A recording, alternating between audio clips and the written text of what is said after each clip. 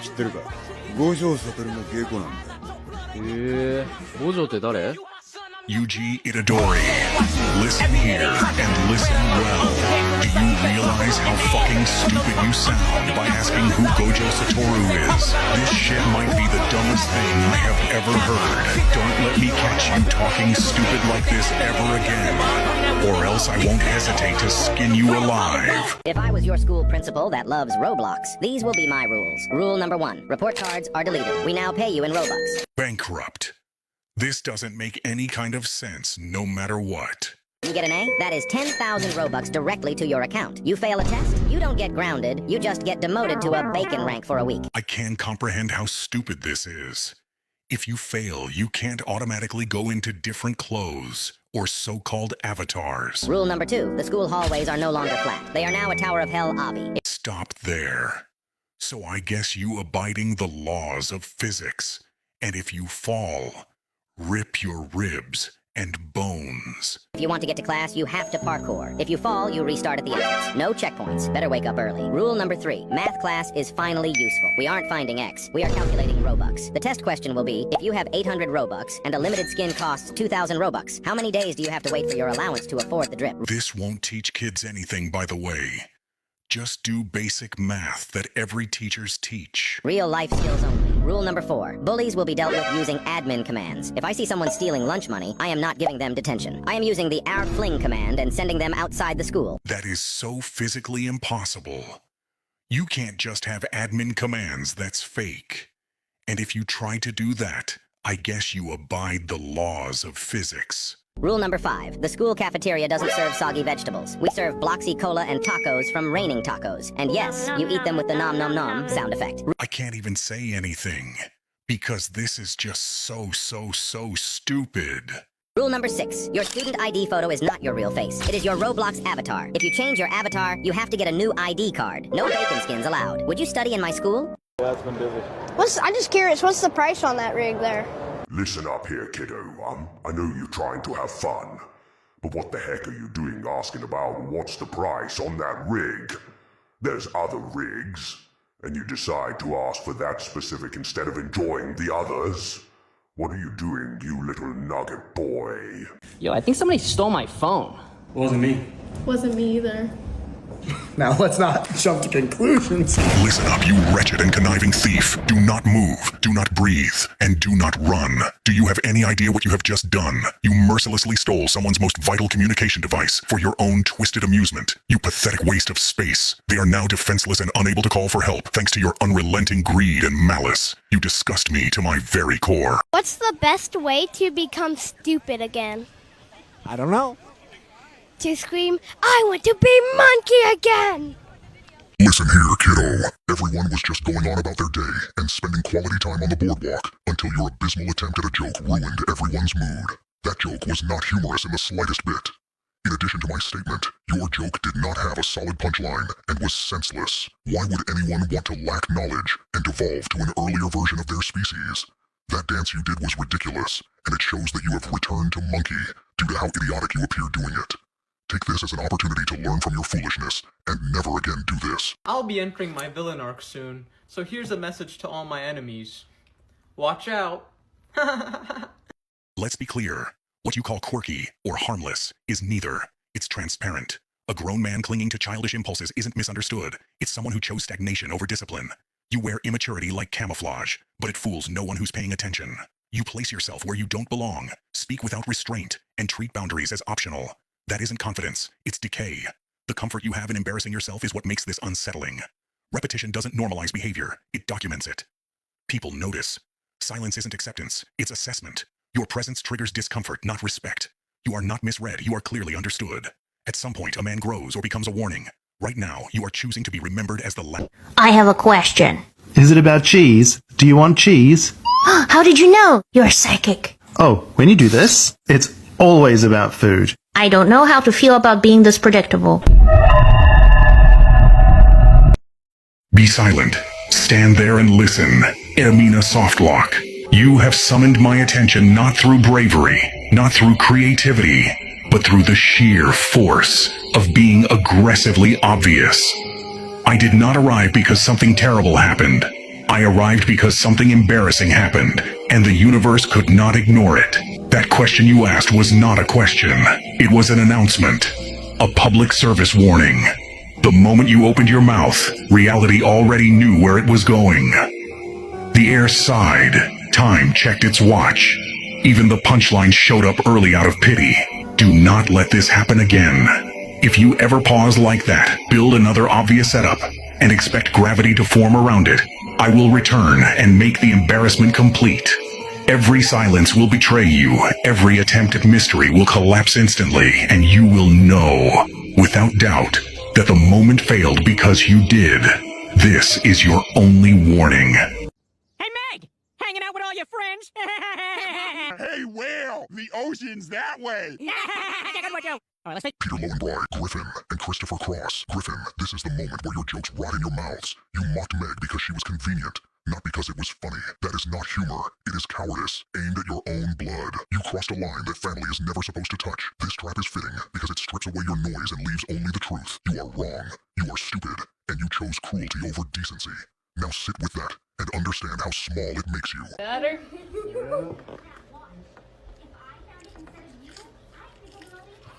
It's floating. It's a floater. Listen up, kid. Get ready for us. You're in the kitchen. All right. The milk is warm. The chocolate is melting just right. And everyone's following glass. This is supposed to be a peaceful family moment. And then you go and say, it's a floater. Seriously, let me break this down for you. Because apparently, common sense isn't so common. First off, that joke is flat out unfunny.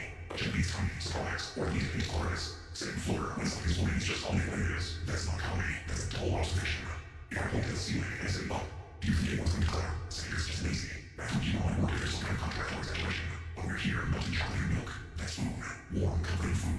Trying to always think this is like blasting a foghorn during a quiet lullaby. Why would you ruin a perfect moment like that? And let's talk about context. We're not at school trying to get laughs for lunch.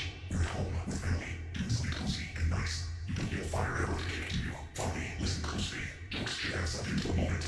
This one, you're just surprised. You turn chocolate into food for new memories here. Think before you speak, for crying out loud. Or at the very least, wait until dessert is over. Teasy's Vids. are the most underrated guy to date. That's what we've been trying to tell you! Us nerds have so many redeeming qualities that consistently get overlooked because you're not looking at them in the correct way. So let me explain. Number one, anime. When it comes to anime, we cannot... Vex Bolts, shut that shit up right now. What made you think this was funny? What in your right mind made you think you were doing nerds a favor? Between the contraption you call glasses and the milk factory on your shirt, you give all nerds a bad name. And who exactly is we? Whoever you're trying to pull down into a corner of loneliness and despair more than likely doesn't deserve it. Stop including other people so everybody doesn't need to suffer like you. Furthermore, this is extremely hard to watch. People rely on your longevity and experience with memes, and all you did was toss all that shit into the trash. This is a flaw, a big flaw that cannot be tolerated nor corrected. And as for your punishment, you won't be needing the 9th layer. Instead, you and your family will receive 3-generation punishment. Nightmare out. You're just gonna drink this juice, then say, and rub your belly. Yeah, you got it. Yeah! Bye, Juice! That was amazing. I've got goosebumps. I want him sexually. Listen here, you fucking freak. Do you have any idea how repulsive that sounded? We are in the middle of a professional audition, a children's juice commercial. And you open your mouth and say that?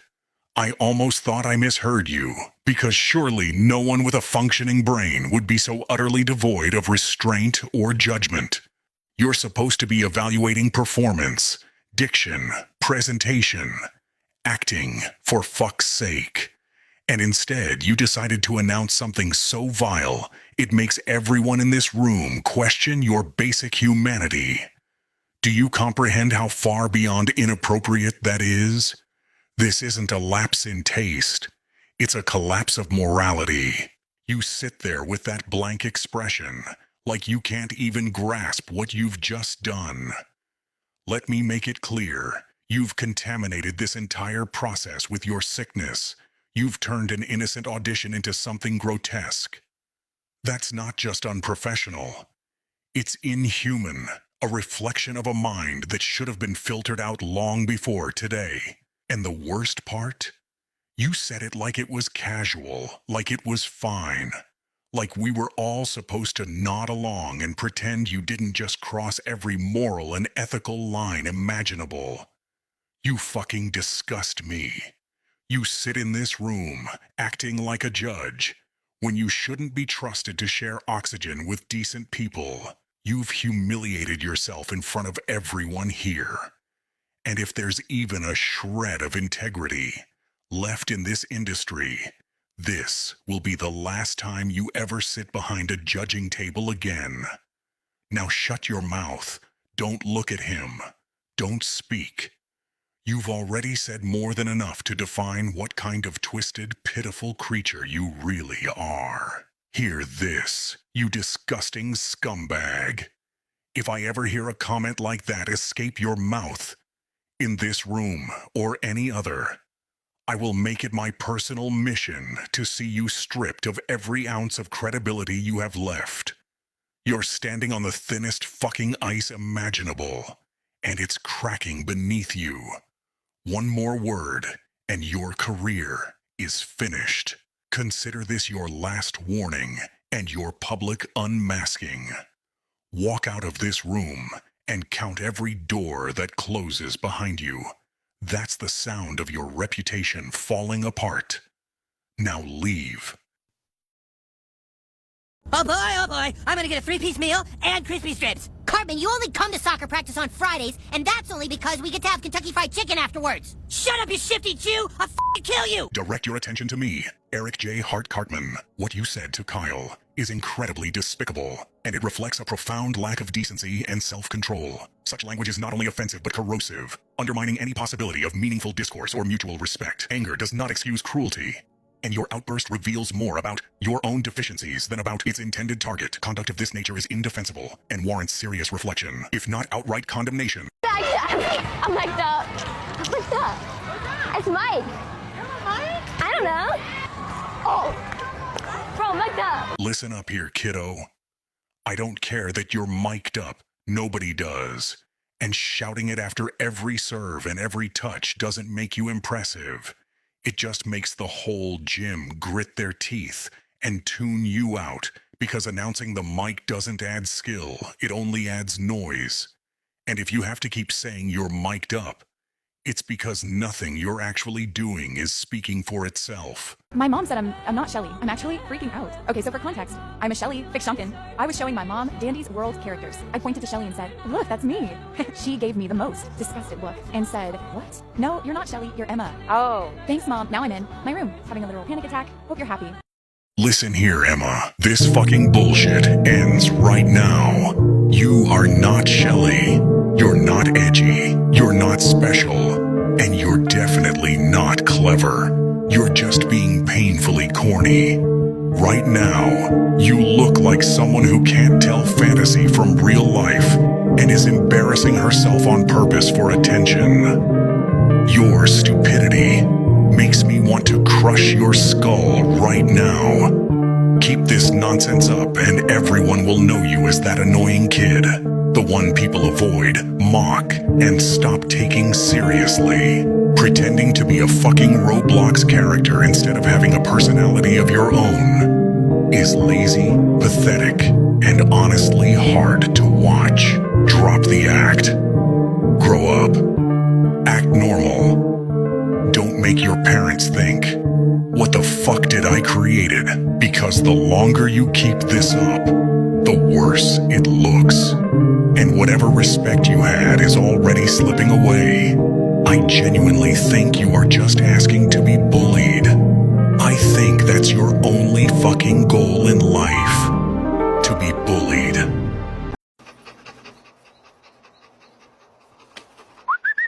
Here, girl.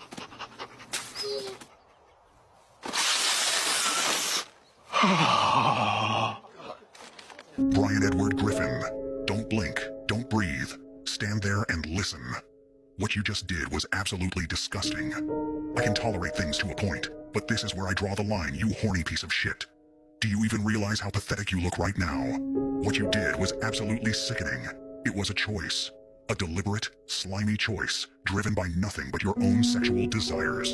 You parade around pretending to be enlightened, moral, better than everyone else, when in reality you're just another weak creature ruled by your miserable, filthy instincts. You dress it up in faux philosophy and empty words, but underneath it all, you're just a predictable, desperate, narcissistic loser. You didn't manipulate out of love, or curiosity, or confusion. You did it because restraint is something you've never learned, and that's the most damning part. You know better, and you did it anyway. That makes it worse. That makes it fucking unforgivable. This only goes to show that you cannot control your own desires. So no, you don't get sympathy. You don't get excuses. And you certainly don't get redemption by acting clever or self-aware afterward. This is where the line is, and you have finally crossed it. Turn around, walk away, and understand this clearly. If I ever see your worthless face in this town again, I will personally remove you from this damn planet. You are a disgrace to your own family, and nobody wants to see you here anymore. Do not step foot in this town again, or there will be consequences. You are nothing more than a filth that does not deserve to walk among us. Better.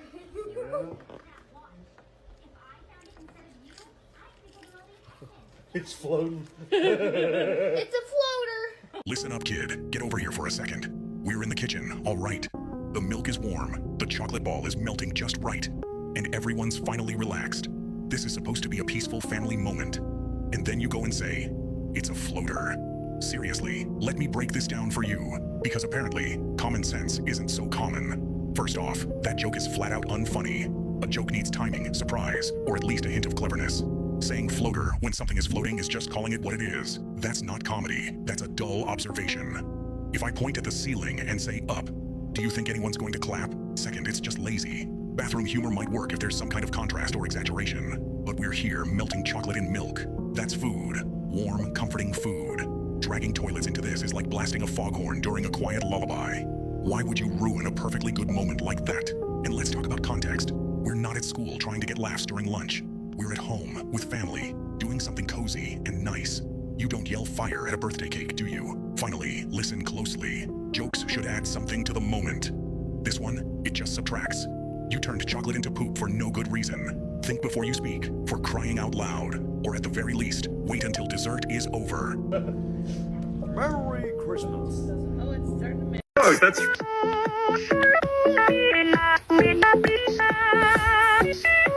Fine, I'll turn it back up.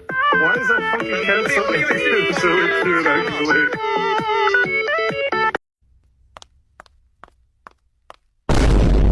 You know, you just need to relax and stop overreacting.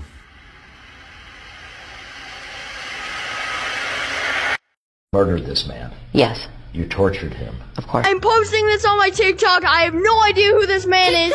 He is lying. I have no idea who this man is. I'm posting this on every platform ever. I'm a YouTuber. I'm a very popular YouTuber, and everyone on YouTube's gonna see this, even including the creator of Lemming, and even including the creator of this game. So he will ban you. So this guy, yeah, his name is Fishlegs. His name is Fishlegs. He's at the top. His ID is 112435. Yo, this is like the rarest thing in Minecraft, isn't it?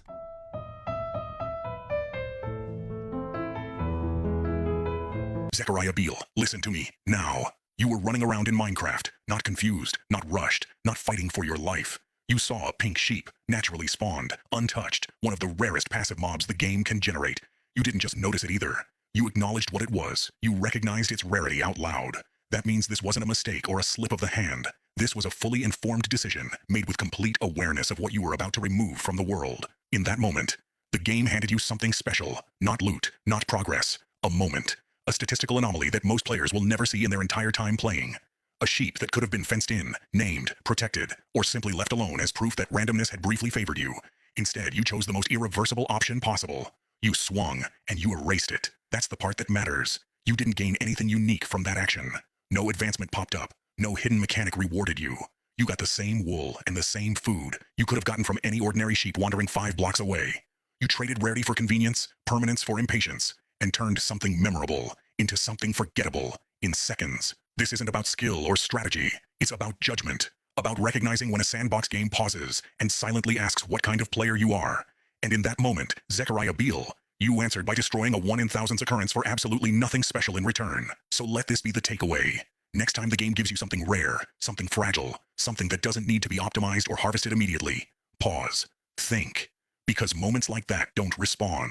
And when they're gone, all that's left is the choice you made. Hey, look, a pair of working legs. Dibs on these. What?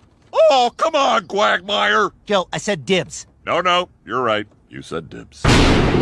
Glenn Quagmire, I highly advise you don't go another word further, or else I will turn you into a mere campfire story. I come to see how you are treating your crippled friend, and I see this. No good perverted piece of crap friend stealing a perfectly good pair of legs from his friend who would do nothing more for a pair of working legs. What the actual hell is wrong with you? Are you sick in the head? Get out from that dumpster this instant, or I will implode your weak little body. Do you understand me, Quagmire? I am the Kazu of all pain and suffering in this universe, and seeing scum like you makes me even more angry. I will make you wish that you was never born if you do something to disappoint me again. I will not hesitate to make you feel the pain of 100 souled. Let me see you again, and you won't leave breathing. Wow, Gary, look! A pirate treasure chest! Meow! Why, no, Gary, this isn't the bathtub. It's treasure! Look, doubloons!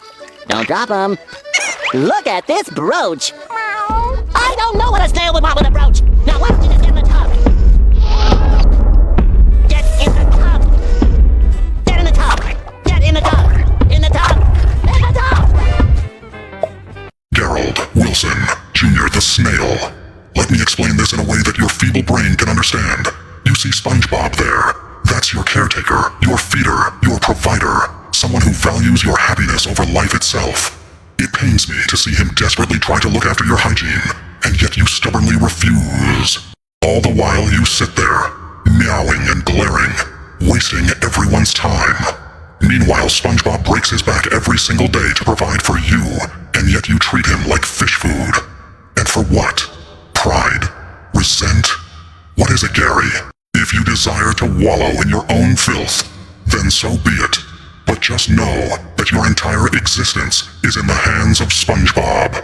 He doesn't have to feed you or give you water, not even allow you to go outside and play with your snail friends. Keep this up, and you will forever be a pale, sluggish piece of bottom-feeding scum, swimming circles in your own muck, and living the rest of your days cold and alone. It doesn't have to be this way, Gary. Quit being such a selfish prick and take care of your musty ass. The smell is quite terrible. Thank you for being patient, SquarePants, and I hope your pet learned a valuable lesson from this. Goodbye. Do I have a funny story for you guys? So, I like where the story's going. First off, get this out of here. It is that serious, you buffoon of a creator. Second, Beast Boy, Garfield Mark Logan. Are you serious?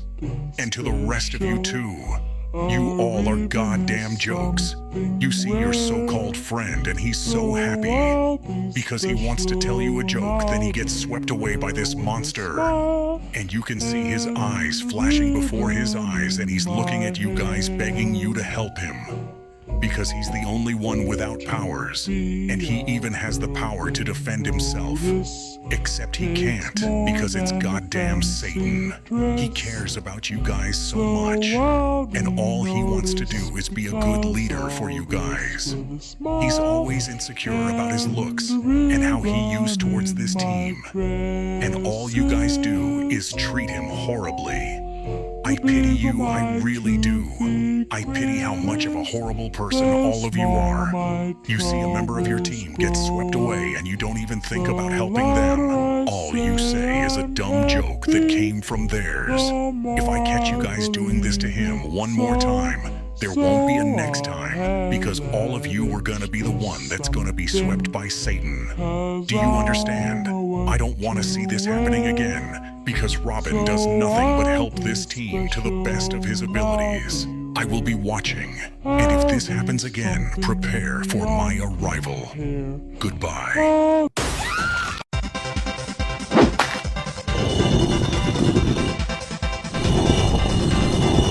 Oh, you just got juked.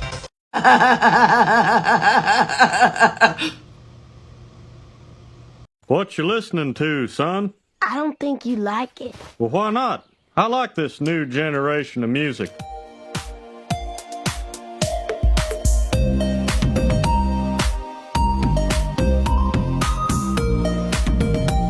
No, how many sides are there on a square? 4. What's the square root of 9? 3. Okay. What is 3 plus 5? 8. You the fuck up. Dean Withers, listen carefully. That little joke you made wasn't clever, and it certainly wasn't funny. It was simply painful to listen to. The delivery was awkward, the timing was off, and the silence that followed said more than any reaction could. No one laughed, no one even smiled, and whatever amusement I had disappeared instantly. You spoke as if you expected the entire conversation to erupt with laughter, yet all it did was come to a sudden and uncomfortable halt. The air felt heavy, not because of anything profound, but because everyone was trying to figure out if you were being serious, or if we were supposed to pretend we found it amusing. It was the kind of moment that forces people to stare at the floor, or check their phones just to escape the secondhand embarrassment. I expect not to witness something like that again. Or else. りょうさん、お会計。ごめん、今お金ないからおごって。でもりょうさんがここに誘ったんじゃ。最近草しか食べてなくて限界で。まだ野草生活を。それにこの店オープンしたばっかりだし、どうしても食べたくて。お願いおごって。Listen here, Ryo Yamada from Shimokiyazawa High School. Listen now, and listen really, really closely. Why did you come here? If you knew you had no money, why did you invite Hitori when you knew damn well you couldn't help with the bill? Disgusting behavior, Ryo Yamada. And why are you still eating weeds? Don't you have parents who can feed you or give you money for food? Or are they poor as well? Why were you even born then? Why did your parents even reproduce? Why did they even give birth to you? Now, Ryo Yamada, I better not catch you here, in this fine establishment, not paying the bill again. If I do, I won't be merciful. I won't end your sad life quickly. It will be a slow and painful death. Something worse than even the bite of 87. My name is Jack Hart, and I have ADHD, which my mom refuses to medicate. The only medication I need is stand-up comedy, baby! Listen up, Jack Anthony, Daniel Cornelius, Bartholomew Hart. That joke wasn't edgy or clever. It was lazy and smug in the worst way. Turning ADHD into a punchline about a mom refusing to medicate and then patting yourself on the back, like stand-up comedy is some kind of miracle cure, isn't rebellious or insightful. It's just trivializing something that actually messes with people's lives. ADHD isn't a quirky personality trait you try out for laughs, and medication isn't a moral failure or a weakness you get to sneer at for applause. You're not dismantling stigma, you're reinforcing it, and the baby tag at the end just makes it sound like you're more interested in hearing yourself talk than thinking for 5 seconds about what you're saying. Comedy can be bold without being careless, and this was careless. Gravity Falls memes! Nobody! My cat at 3 a.m. I am the god of destruction! Listen here. You made a video titled Gravity Falls Meme. If then you blurt out a joke about a character yelling, I am a god of destruction. Like it's comedy gold, except it isn't. The joke was completely unnecessary and painfully unfunny, and the way you shouted it just made the whole thing worse. Yelling like that didn't add humor. It only showed how little effort you put into the video. Honestly, it feels like someone trying way too hard to be noticed instead of doing something meaningful with their time. And while that's not the end of the world, it's still a pretty sad look. 1, 2, 3. OMG, I got ADHD. Let's have a quick chat, fellow. I'm trying to rest and scroll on the well-known app called TikTok.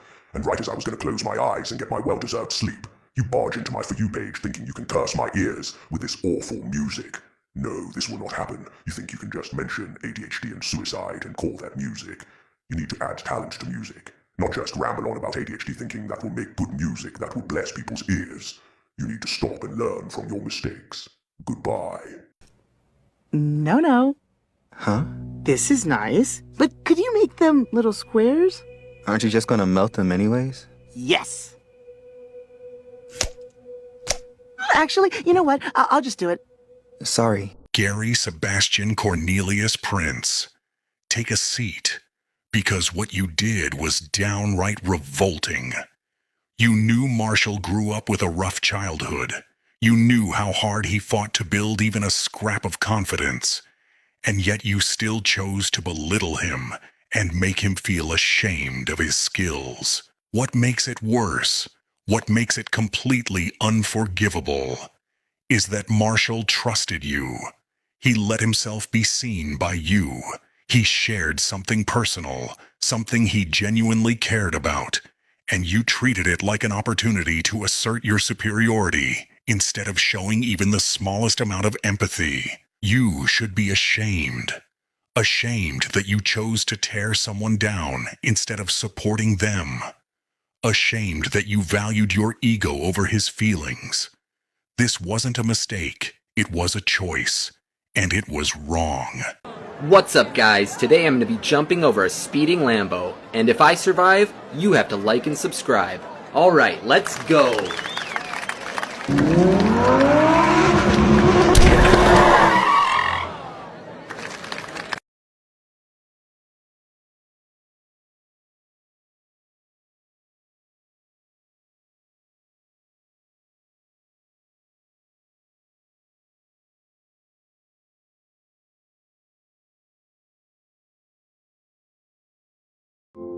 Wake up! Wake up! Respawn! Why are my friends not respawning? Wake up! Respawn! No! You fat numbnuts. Kyle, I said shut up! You're a poop nose.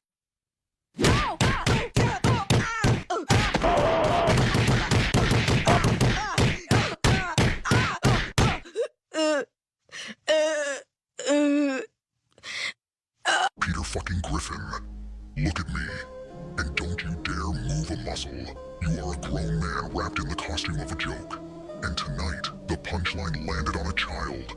I don't care how sharp Kyle's tongue was, or how relentless his insults sounded in your head. Words are irritants, Peter. Bruising to the ego, yes. But you answered them with your fists, and that response exposes something far uglier than mockery ever could. You possess the physical mass of an adult, and the emotional restraint of a tantrum. That imbalance is dangerous. It is the reason societies invent laws, and the reason men like you end up staring at consequences they never bothered to imagine. You were not provoked into bravery, you were baited into stupidity, and you took it eagerly. So hear me now, Peter, and let this sink in deeper than any bruise you left behind. The next time you feel that heat rise in your chest, you will remember this moment. You will remember that every swing of your arm writes a future you may not like reading, because people forgive insults. They do not forget violence. Control yourself, or I will fucking tear your arms off limb by limb until you stop screaming, and I will make it slow. Let this be your last warning, Griffin.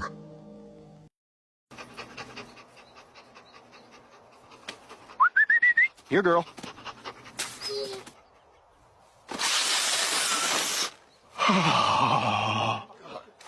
Brian Edward Griffin, don't blink, don't breathe, stand there and listen. What you just did was absolutely disgusting. I can tolerate things to a point, but this is where I draw the line, you horny piece of shit. Do you even realize how pathetic you look right now? What you did was absolutely sickening. It was a choice. A deliberate, slimy choice, driven by nothing but your own sexual desires. You parade around pretending to be enlightened, moral, better than everyone else, when in reality you're just another weak creature ruled by your miserable, filthy instincts. You dress it up in faux philosophy and empty words, but underneath it all, you're just a predictable, desperate, narcissistic loser. You didn't manipulate out of love, or curiosity, or confusion. You did it because restraint is something you've never learned, and that's the most damning part.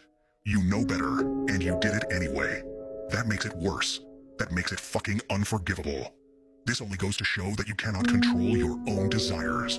So no, you don't get sympathy. You don't get excuses. and you certainly don't get redemption by acting clever or self-aware afterward. This is where the line is, and you have finally crossed it. Turn around, walk away, and understand this clearly. If I ever see your worthless face in this town again, I will personally remove you from this damn planet. You are a disgrace to your own family, and nobody wants to see you here anymore. Do not step foot in this town again, or there will be consequences. You are nothing more than a filth that does not deserve to walk among us. Can I help you, sir? Hi there, my name is Glenn Griffin. I'm here to pick up my son Peter for a doctor's appointment. Peter is your son? That is affirmative. Because you look a lot more like that child over there. Daddy? Oh, God! Daddy? Oh, God! Papa? Oh, God! Glenn, fucking Quagmire, stop. Do not breathe. Do not blink. Do not speak and do not run. Your time is up. It is over for you. You've had enough fucking chances. You pedophilic, neglectful, selfish, deadbeat, predatory, manipulative, no good piece of fucking shit. I advise you better start praying for all of the terrible acts you committed, as you know you are never going to see the light of fucking day again. Glenn Quagmire, you saw responsibility in your own hands and you didn't take it. Instead, you ran for all of the accountability you needed to hold because of your terrible acts. You pay no respect, none of your time, not even fucking child support for your own blood, and yet you run away from them like it isn't your fucking problem. These aren't little trophies to collect. These are lives. Out of all the terrible things I thought of you as, I would never think you were this fucking deadbeat. So listen carefully, Glenn Quagmire.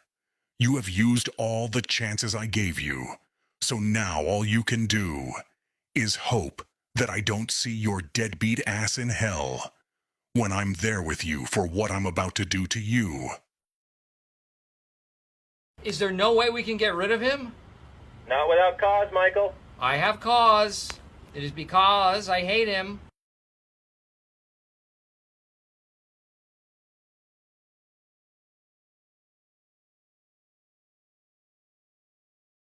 What exactly is a simp? Please, Keiko, don't leave me! Look, I'm a crab! Scoreboard! Scoreboard! Oh, what happened to your friend? Hey, I know that guy. I killed him. He cried like a bitch. Vietnam, undefeated! Listen carefully. What you mocked was not history meant for entertainment. It was sacrifice sealed with breath and blood. Those soldiers are silent now, and you mistook that silence for permission. It is not. It is restraint, and you abused it the moment you chose laughter over respect. And here is where it ends.